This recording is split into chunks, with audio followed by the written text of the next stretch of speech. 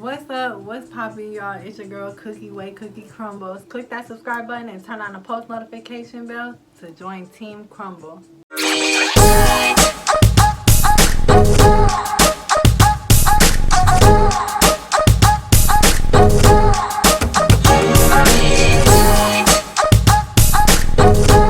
Poppin', everybody, it's your girl WayCookie Crumbles. Hi, how are you? If you are new to my channel, welcome. Go check out all my other videos. Click subscribe and turn on the post notification bell so you guys get notified every time I drop a new video. So as you can see by the title, we are going to be doing another story time. It's basically going to be me telling you guys what happened when I ended up getting carjacked and stabbed. So if you guys want to know what happened, keep watching. We about to get right into it. So this all started with when I was in the process of moving. I was moving from one place to a new house, and it was like a fixer-upper house. So I had to like clear out some of the items that were in this house and get rid of them so then I can pack all my stuff from the other place and bring it over here, right? So I was doing that, and it was a Saturday, I think I want to say, or no, it was Friday night. I used the whole day Friday because, you know, you have only so many off days to get everything done. So I kind of had like a limited time, so I had to focus on really being determined on to get everything cleared out of here, pack all my stuff, and bring it right over here, you know.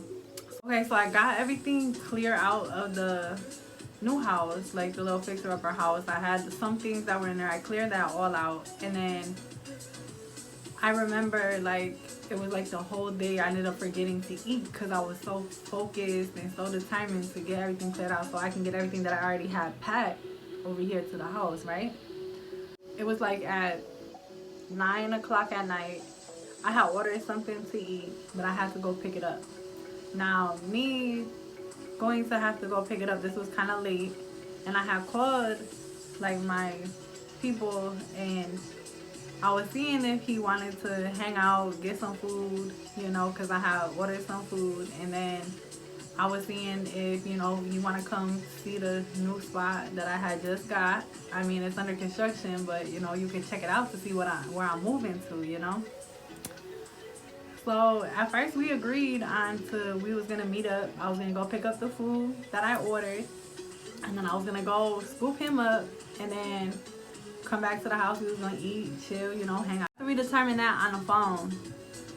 I was leaving, and remind you, it was like 9:30 p.m. and I went to go pick up the food.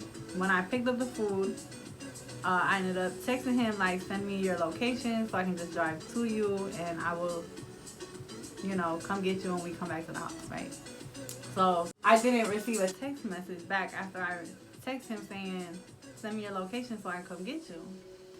He didn't answer. So then I ended up sending another text, and I started pulling out of the parking lot to basically try to figure out where he was at, right? He didn't respond to both of my texts, so I ended up calling the phone. I ended up calling the phone like 5 times, like, because I didn't want to, see, I'm the type of person where if we got plans, I'm going to blow you up, you know, so we can meet up and kick it, you know. If I just talked to you like about probably 10 minutes ago telling me, yeah, cool, we finna hang out and, you know, we'll eat and I could come see your spot, you know, whatever. But then now you not answering my texts, that's what kind of gets me upset, you know. So I blew up the phone like 5 times, called him like 5 times, didn't answer. So I'm driving and I'm like, okay, either I'm gonna just go back to the house or I could try one more time by calling him and see if he'll answer. So I called. He finally answered, but then he had like noise in the background, and I'm like, hello? I'm like, where's your like, where you at? So he hung up on me, and I was like, okay, well, I'm about to just go back to the house. So I'm driving, so I hit a side street so I could turn around to go back that way towards my house. So when I did that, I noticed a car was turning the same way I was turning. And at first I was like, oh, okay, maybe they just live down the street. They just, you know, coming down this way too. So I'm driving all the way down to the end of the street at the stop sign, hit a right, and then hit another right to come back up one of the side streets to get to that main street to go back that way, the car did the same exact thing. So I'm like, dude, like I feel like I'm being followed now, you know? So I'm driving, and then as I'm driving, there really wasn't too much traffic out because it was like, now it's getting closer to like 10 o'clock p.m., you know? And since everything's like shut down because of the virus, there really isn't too much traffic out. So I'm like, you know what? I'm about to hit a whole U-turn to determine if this car really following me. Hit a whole U-turn. The car hit the U-turn. I say, yep, I'm being followed. I'm being followed. So now I'm starting to like kind of freak out in my mind, and I'm like, oh my gosh, like, so I start calling the person I was supposed to be kicking with. I started calling them like 10 times. I literally blew up the phone like 10 times. We're getting ignored. Then I ended up shooting a text like, where's you at? This is an emergency. I feel like I'm being followed. I think I'm being followed. So they replied to me about, stop talking to me, you weird. And I'm like, I'm not playing. I said, I really feel like I'm being followed. And they said, you sound like dumb. So I was like, okay, well that person is not gonna help me. So then I start calling on my family and stuff, trying to get a hold of everybody. And mind you, this is like 10 o'clock at night. I don't know, some people are probably out partying. Some people are probably asleep. You know, maybe they're not around their phone at the time. And I'm like blowing everybody up, sending text messages talking about I'm being followed. I need help, emergency, all that. So now I noticed the car behind me had shut off. Now they like shut their lights off and started flashing them a little bit and then shut them off completely. I'm like, oh my gosh, yes, I'm definitely getting set up. I'm definitely getting set up and I'm being followed. I start freaking out. I'm really starting now to freak out. I'm not thinking straight.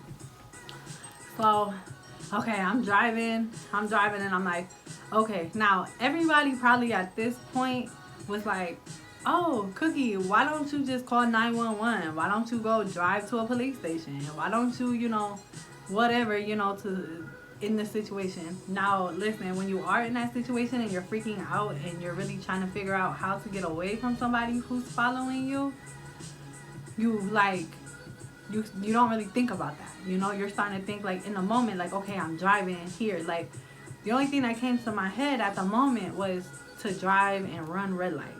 And if I run a red light or do higher than the speed limit, because the speed limit is like 25. So now if I go higher than 25, if I run red lights, I'm pretty sure I'll get stopped by a police officer and I could tell him what was going on. Now I'm driving, I'm freaking out, I'm scared because now I know I'm getting followed. And I'm running all these red lights and speeding and all this other stuff and nobody stopped me yet. I'm like, man, every time you need a police officer, they never around. I tell you, they are never around. So I'm speeding, I'm running red lights, I'm scared as hell trying to avoid this car. Now, the street I was driving on is kind of like a main street, but not really no intersections for real.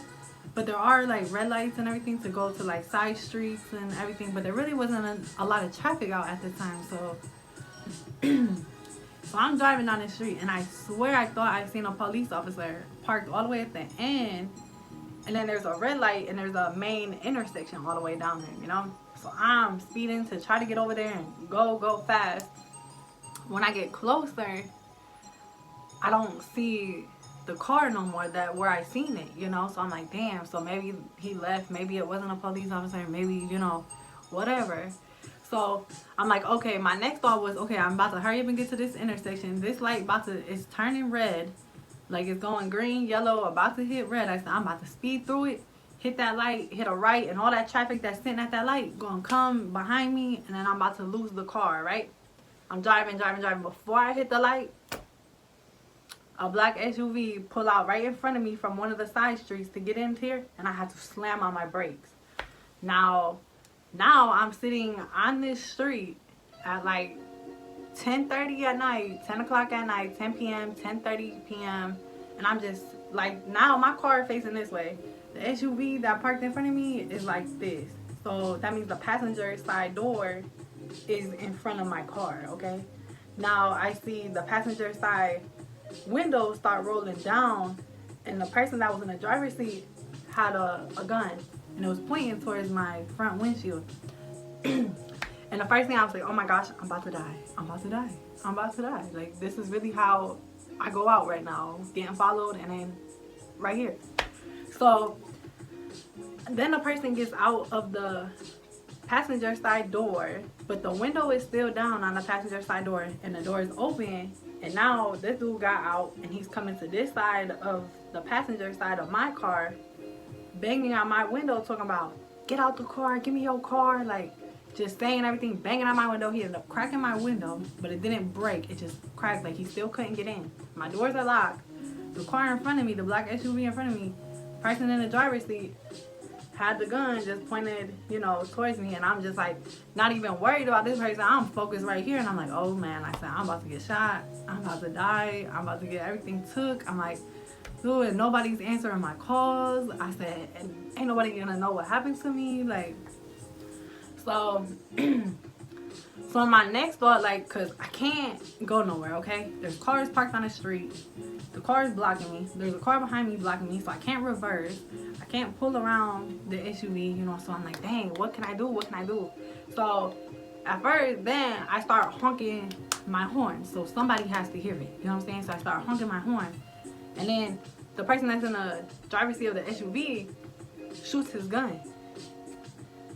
Not at me, but like, you know, he did shoot it, and it scared me. I'm like, oh shoot, like he really ready, like he ready to pop off, you know. So I'm like, oh my gosh. So I stopped honking the horn. This person next to me, he's still yelling and screaming and banging on my door, grabbing my handle and stuff, trying to open the door. So I'm like, okay, what can I do, what can I do? So I'm like looking around, and again, you guys are gonna be like, why didn't you call the police? Well, it scared me when the dude came by the door banging on my window. I had dropped my phone, and now my phone is between the seat and my middle console, and I was stuck right there in between my seats, right? Okay, so now I'm freaking out because I don't know where my phone is. Now I'm just like, I'm trying to get out of the situation. He's yelling, give me your car, give me your stuff, and I'm just like, you know what, he can have a car as long as I can get out of here. I'd rather be alive without a car. I don't care. Cars can be replaced, your life can't. You feel me? So now I'm thinking like, okay, what can I do? So like I'm thinking like, okay, he over here.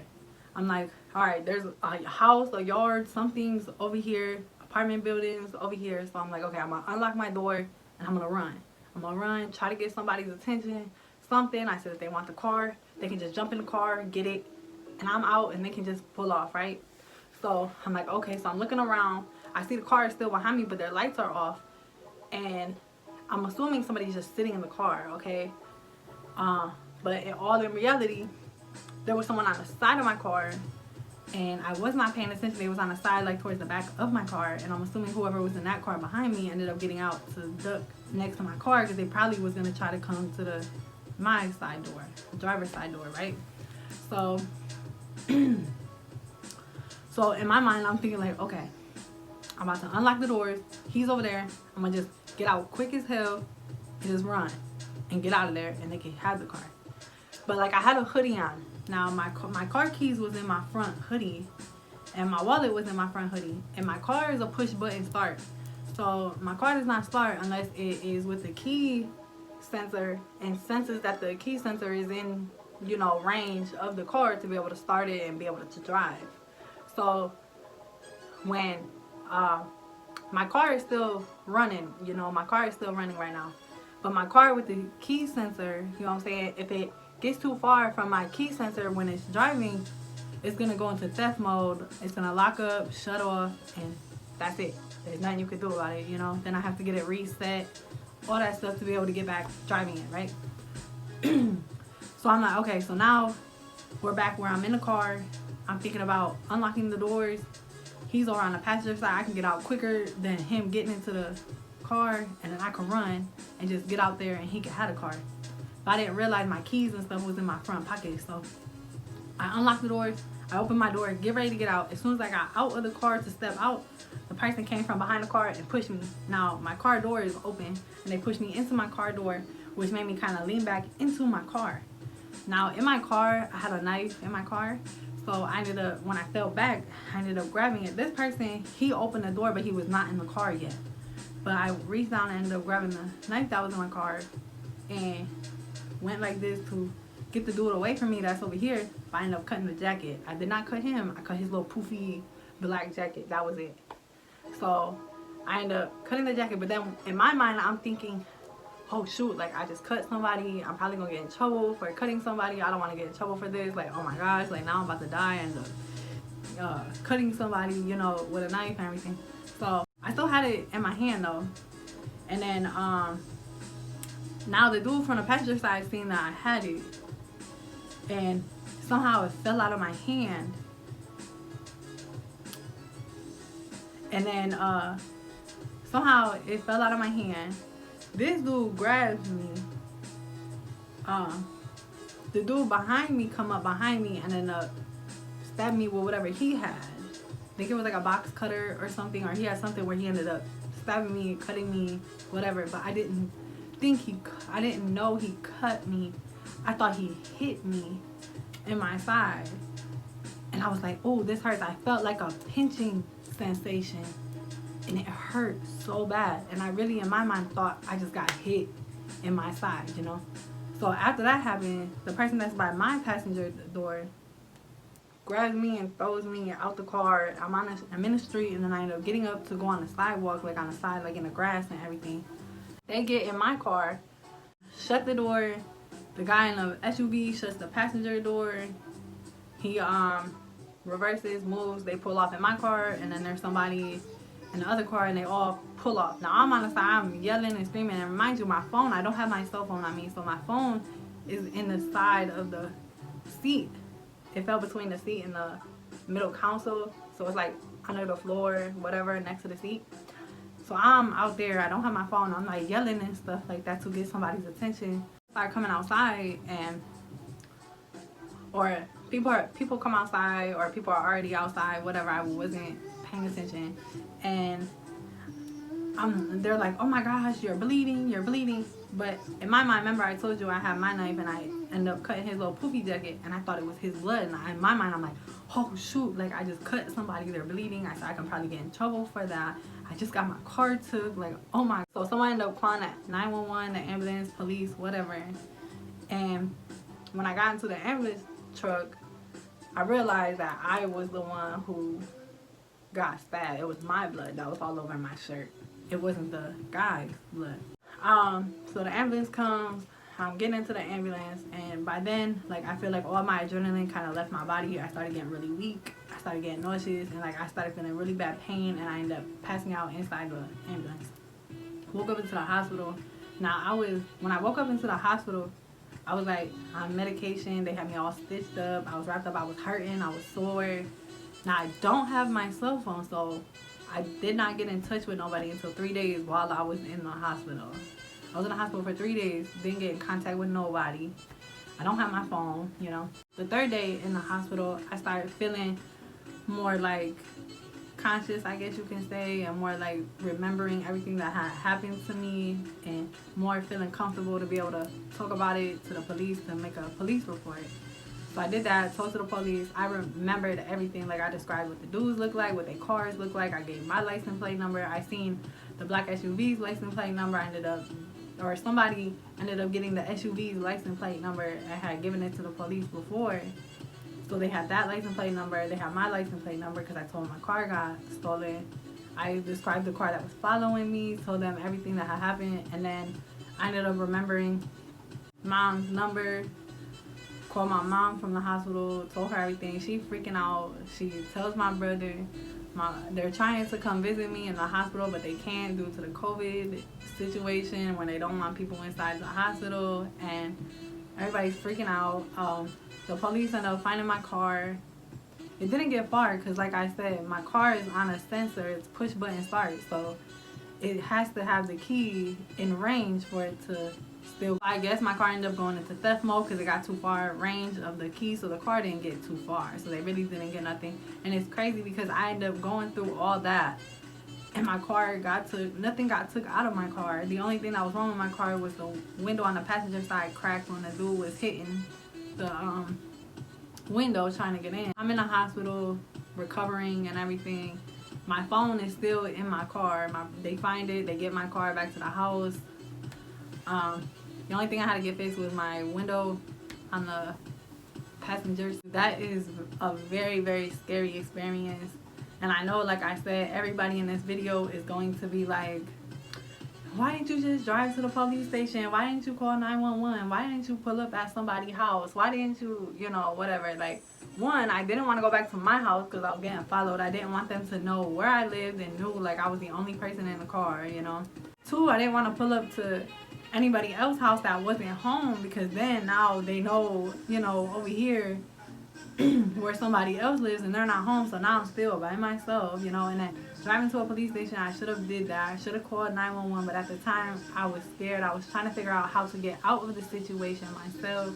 And me with experience, sometimes police do not come right away, or they really like don't do nothing about it quickly, you know. They take their time, you know. So in my mind, I'm just like scared. I'm just trying to get a hold of somebody that I know that I can trust to help me right then and there, you know. But I was so scared. I was so nervous. Do not come for me in my comments about anything, but comment below if you guys enjoyed the story. Comment below what type of videos you guys want to see. I would love to do some content that you guys would love to see, that you guys are entertained by, you know. So if you guys made it this far, thank you so much for listening to my story time. If you guys ever experienced something like that, comment below. Smash the like button, you guys, and click subscribe. Thank you so much for everybody's support. Thank you guys. Thank you so much. We are on the road to 2,000 subscribers, so let's keep going. Let's get this up. Let's get to 3,000 subscribers, please, you guys. Let's get up there before, let's get another 1,000 subscribers before January is over, you know. So let's keep it going up. Thank you guys so much. I really do appreciate you guys. Until next time, make sure you guys go watch all my videos. Share them. Go tell your mom, your grandma, your auntie, your cousins, your nieces, your nephews, everybody about my videos. Come to my channel. Check me out. I am an upcoming YouTuber, and I would love for everybody to just support me, you know. So thank you guys again, and go check out all my videos. Until next time, and we are out. Peace.